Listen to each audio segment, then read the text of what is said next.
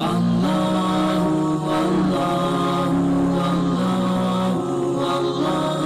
جادوگری کا فن عروج پہ آیا اور گھر گھر جادوگر اپنے فن کا مظاہرہ کرنے لگے تو اللہ نے حضرت موسیٰ علیہ السلام کو کرشماتی عصا عطا کیا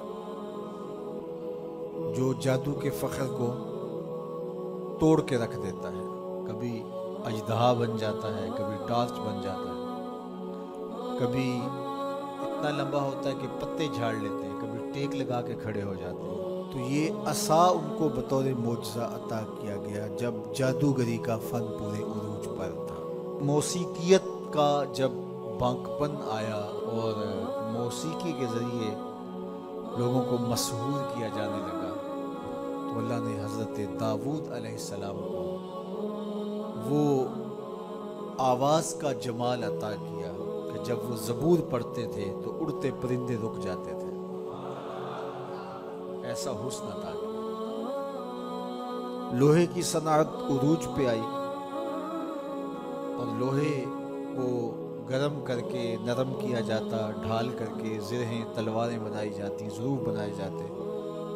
تو اللہ نے حضرت داؤد علیہ السلام کو یہ معجزہ دیا کہ وہ لوہے کو ہاتھ میں لیتے موم کی طرح نرم پڑ جاتا اور جس طرح چاہتے اس کو وہ شکل دے دیتے.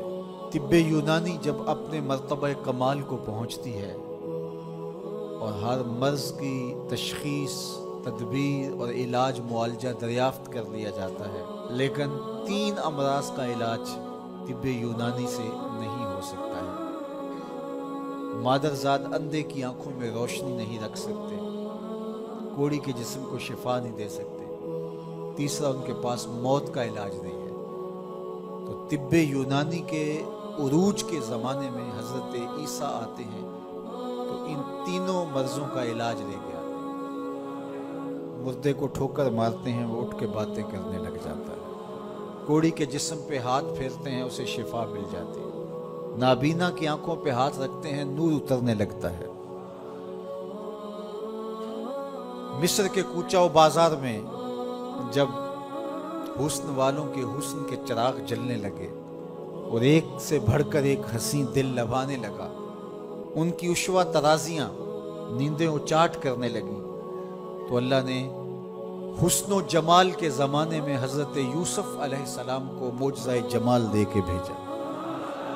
اور جب ان کے جمال کا، حسن کا چراغ روشن ہوا تو سارے دیے بجھ گئے، اور جنہیں ناز تھا اپنے حسن پہ وہ اپنی انگلیاں کاٹتے ہوئے دکھائی دیتے ہیں.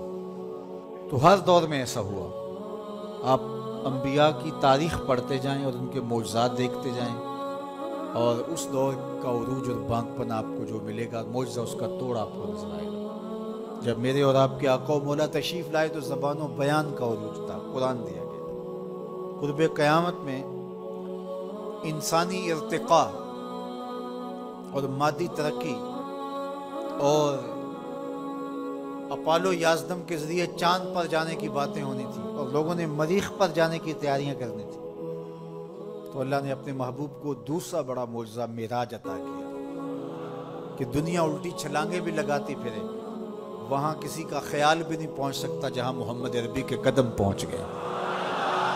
میرے امام بولے خرد سے کہہ دو کہ سر جھکا لے، خرد سے کہہ دو کہ سر جھکا لے، گماں سے گزرے گزرنے والے، یہاں خود پڑے ہیں جہت کو لالے، کوئی کیا بتائے کدھر گئے تھے، سراغ عین و متا کہاں تھا، نشان کیف و الا کہاں تھا، نہ کوئی ساتھی نہ کوئی راہی، نہ سنگ منزل نہ مرحلے تھے، کمان امکان کے جھوٹے نقطوں تم اول آخر کے پھیر میں ہو، محیط کی چال سے پوچھو کدھر سے آئے کدھر گئے تھے، وہی ہے اول وہی ہے آخر، وہی ہے ظاہر وہی ہے باطن، اسی کے جلوے اسی کو ملنے اسی سے اس کی طرف گئے تھے، کمان حیرت میں سر جھکائے عجیب چکر میں دائرے تھے، ان کی عظمتوں کی کنہ تک کون پہنچے. یہاں تو جبریل بھی ہاتھ باندھ کے کھڑے ہیں.